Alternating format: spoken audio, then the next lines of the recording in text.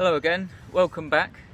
I just wanted to make a quick video today about 5 short stories that are worth reading. I'm quite into short stories at the moment because they're less of a time commitment. If you commit to reading a full-length novel, sometimes you get halfway through it and you discover it's not really that good and you've wasted loads of time and stuff. So short stories are usually good. And if you get a good short story, they're really enjoyable as well. So I just wanted to make a quick list today of 5 short stories that I think are worth your time and effort. So I'll start with number 1. These are in no particular order, by the way. I think they're all good. Number 1 is a story called The Jameson Satellite. This is a story from 1931. It's very old now, but this story has quite a special meaning because apparently it's responsible for starting off the whole cryonics movement. Cryonics is where you get your body frozen after you die. And this whole idea apparently came from this story.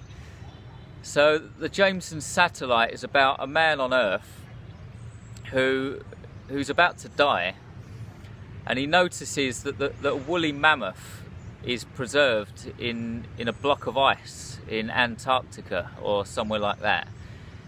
And he comes up with the idea that if he could somehow put his body into space after he dies, that would be even better because space is colder than Antarctica. So before he dies, he gets a family member to kind of put his body into a very small capsule or a small kind of spaceship, and he launches his body out into space. And his body kind of orbits the Earth, or it flies through space for about 40 million years. And then after 40 million years, aliens find his body. And these aliens have kind of conquered aging themselves, and they've conquered death. And they're like robots with kind of brains or consciousness in their heads.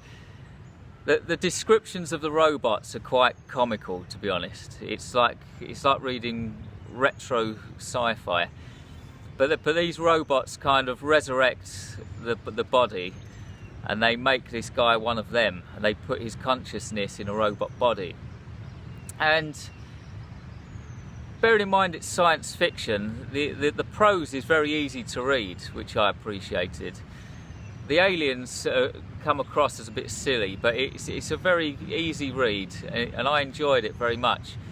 And there's one part in particular where, I won't ruin the story, but after the guy gets resurrected, they go to this planet. It might even be Earth, actually. I think they revisit Earth. And he falls down a hole in the top of a volcano. He falls down a volcano and he gets trapped. And he narrowly escapes a certain fate, a certain situation. I won't say what it is, but it is absolutely terrifying. What almost happens to him is terrifying. So the Jameson Satellite is well worth reading, and if you search on Google, you can find a free PDF of this story. You don't have to pay for it, you can read it for free. So the Jameson Satellite is number 1. Number 2 on this list is a story called I Have No Mouth and I Must Scream. This is another old story. This was published in 1967, I believe. And it's set in a post-World War III future. And it's briefly explained that the superpowers of the world, I think America, Russia and China, all came up with their own super AI system. They all had AI to fight the war for them. But then after the war, everything got destroyed apart from one AI. And this AI did not appreciate being brought into existence. And it hates humans. And it basically exterminated all humans apart from 5, and it kept these 5 humans alive for the sole purpose of torturing them for years on end, because it wants to seek revenge on humans. and these humans kind of live they either live underground in a cave or they live in a computer. I got a bit confused on this part. I think they might live underground or something, and this AI just kind of stalks them and hunts them down and just makes their life a living hell.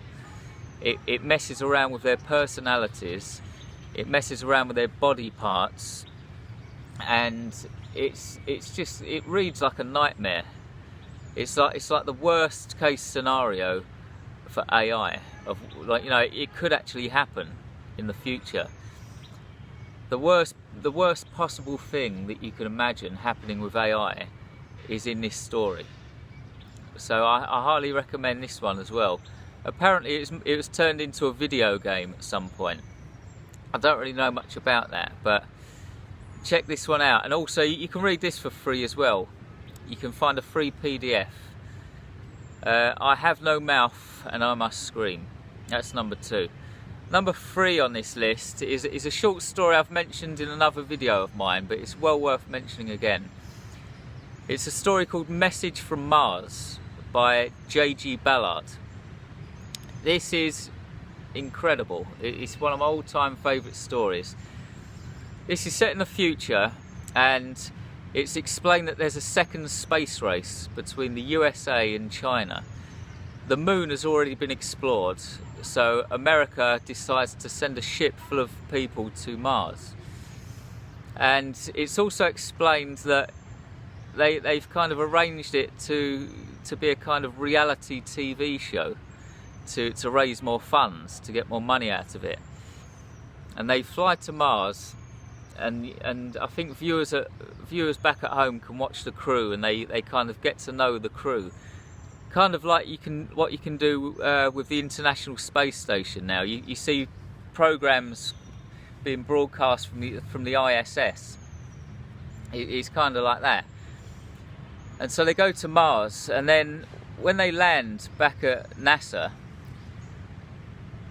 there are crowds of people waiting for them to return, and there are news crews and engineers and psychologists and everything. And the spacecraft lands back down, and then everybody waits for the doors to open and the crew to disembark. But nothing happens. They're just still in there. And so everyone thinks, hello, what's going on? Are they trapped? Are the doors jammed or something? But then like 30 minutes passes and they don't respond to any messages. An hour passes, nothing happens. 2 hours pass, and then they tell all the crowds to go home because there's a problem and stuff. And like hours pass and they just don't come out. And so they actually transport the spaceship to a hangar, and they just kind of study it, and they haven't got a clue what's going on. And they actually kind of weigh the spaceship, and they put like sensors on it so they can hear what's going on inside. And they try to get the crew to come out, and they start threatening them. They give them threats saying they're going to find them, and they're going to do this and they're going to do that.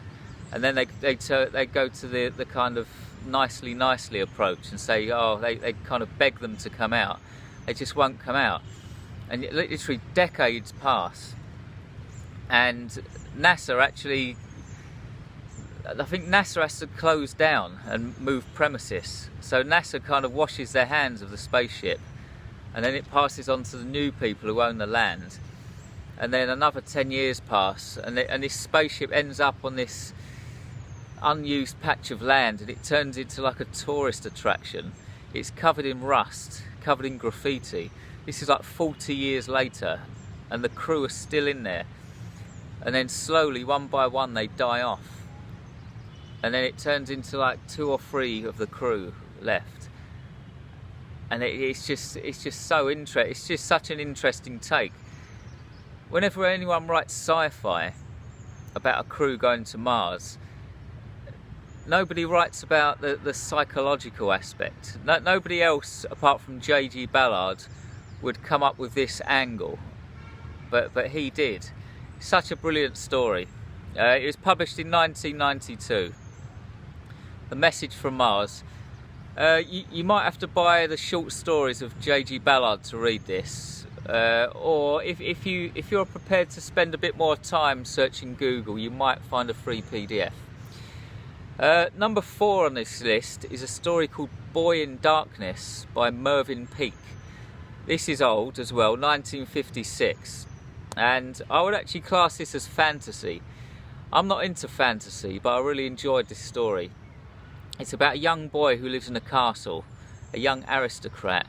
He escapes the castle because he has to do so much work, and he gets lost out in the wilderness, and he comes across a creature that's half goat, half human, and another creature that's half hyena, half human. Sounds ridiculous, but the descriptions of these creatures are brilliant. And these two creatures kind of serve another creature that lives in a cave, and their kind of boss, their master, is a tiny little lamb that's blind, and it's pure white. It has like pure white wool that's really soft. It's like the most unintimidating creature you can think of, but they are absolutely terrified of this lamb. The hyena and the goat are terrified of it, and the way that this lamb is described is just incredible. It's like he's taken like the most innocent creature that he could, and he's turned it into the most terrifying creature. Just describing it now, it sounds so silly. It sounds like a silly fantasy story, but if you read it, it's enough to give you nightmares. And also it reads like a dream as well. It reads like one of those dreams where you can't escape from something. You're trying to run away from something, but your legs won't work. And there's just like this cuddly little lamb that can't see, but it's coming after you, and it's terrifying. This story, however, is going to be quite hard for you to find. I read this story in an anthology called The Inner Landscape, which has got 3 novellas in it. But even that's hard to find, and I think you can buy it on Amazon, but it costs about £60. So this is quite hard to find, but it's worth reading. The Boy in Darkness. And number 5 on this list is a story by Chuck Palahniuk called The Nightmare Box. I've spoken about this in another previous video of mine. This was published in a book called Haunted in 2005, and it's about a box that somebody finds in a charity shop. It's a black box on a tripod, and this box ticks away like a clock. It just ticks and ticks for years on end. But now and again the box will just stop. And to look inside the box, you have to put your left eye against an eyepiece. You press a button on the side of the box, and the box flashes, and only you see what's in the box.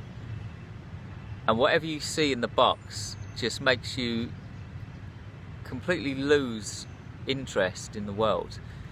One boy who looks in the box, he's like an aspiring lawyer on his way to college and uni.